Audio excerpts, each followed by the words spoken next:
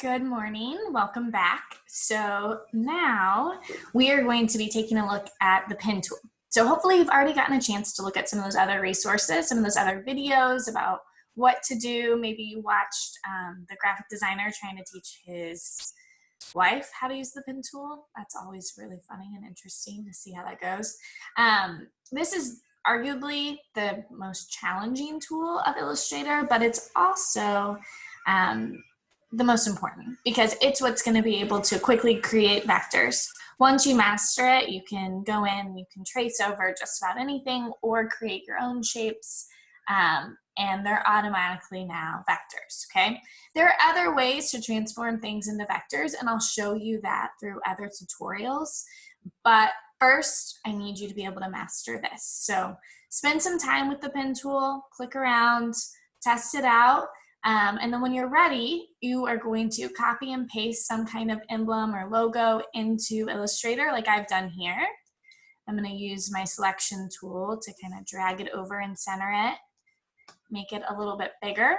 Notice in Photoshop, you can't just automatically make things bigger like this, so it's kind of nice in Illustrator.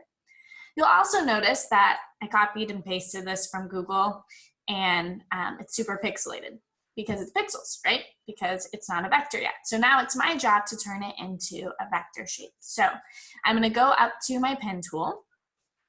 Currently, I notice that my stroke, so my outline is like clear, and I don't want that. So I'm gonna turn it to black.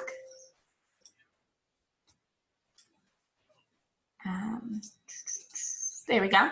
But I do like that the fill is currently clear because I want to be able to see if I actually got to all the edges. I want to see if I missed anything. So I'm ready to go. I'm going to go ahead and click and create what's called an anchor. So I'm going to click my first anchor in one of the little corners. There it is. It even says anchor. Then the idea is that I want to create as few anchors as possible, but the anchor really helps for every straight line and every curve. So you have to kind of break those down. So I'm going to create another anchor. I'm going to take this as like a halfway point. And then this time I'm clicking and then I'm dragging. And it's creating these little pulls to be able to adjust. And this takes a little bit of practice to be able to match it up. So there we go. I matched that part up. Okay, when I click off of it, it's my handle.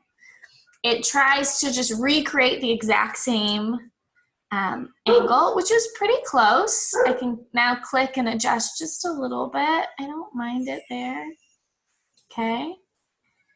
And then I'm gonna click and adjust just to get a little curve here. Oh, it's being kind of slow. Yes, where's my line?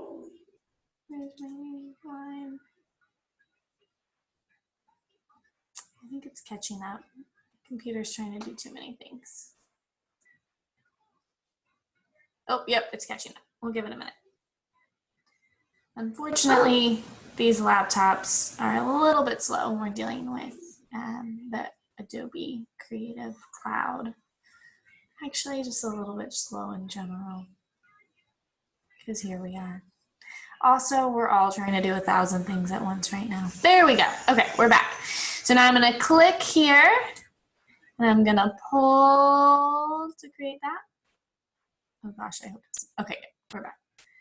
Click. That one's pretty straight, so I'm just going to leave it straight. Click. Okay, now I don't think I can manage this entire curve and get it really clean the way I want it with one anchor. So I'm going to do an anchor in the middle just to do like almost the chest part and match that up. And then I'm going to do this down here. And I just kind of adjust until I get it. Just take some practice. Okay, now it's trying to recreate that same angle, that curve. I don't love that. That's going to be a pain to try and adjust. So if I want to tell it, hey, I don't want to redo that curve, I'm just going to click back on my last anchor, and it doesn't do the suggestion anymore. So then I just have a straight line that I can pull, click and pull. Good. Same thing, click back on my anchor. Click and pull, it's not too bad, click back. I'm creating these little pathways. Okay, so every time I click, I'm creating an anchor. These little bars that are hanging off that help me move things are the handles. And then the lines in between, so the curves and the lines that I'm creating are my pathways. All right, so I get all the way back to my original anchor, click off of it, and notice now my pen tool is free. Okay, it was not free before, it had the line connecting it because ideally it wants to complete that entire shape. So now I have completed the entire shape, which is awesome. I've created this vector. I have to go back into my selection tool to be able to move it around. Looks pretty good. At this point, if I needed to adjust something, there we go, I would use the direct selection tool to click on an individual anchor and move it. I don't think I need to, but I could. If you try and use a selection tool, it's just gonna move the whole thing. I'm gonna get rid of this because I don't need it anymore. Come on, it's being slow again. Oh, I'm in isolation mode. If that happens where you go into isolation mode, just click off of it. Click off of your artboard. So now I have my vector and I'm ready to go. So now I can play with it. I can do whatever I want. I can change the stroke. I can go back in. I can change the fill. And so I'm gonna come over here and I want to fill it with that, or there's lots of other fills as well. They're back here. So I could fill it with, I could use color swatches. I could enter in my exact color hex code that I've saved. Tons of different things that you can play with, okay? At this point, you could also play with like creating a gradient. Lots of really cool things, but this is all I really want you to focus on is getting comfortable with that pen tool and creating some kind of logo out of it.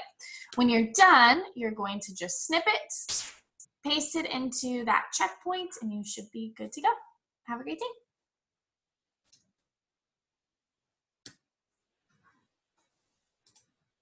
Is your favorite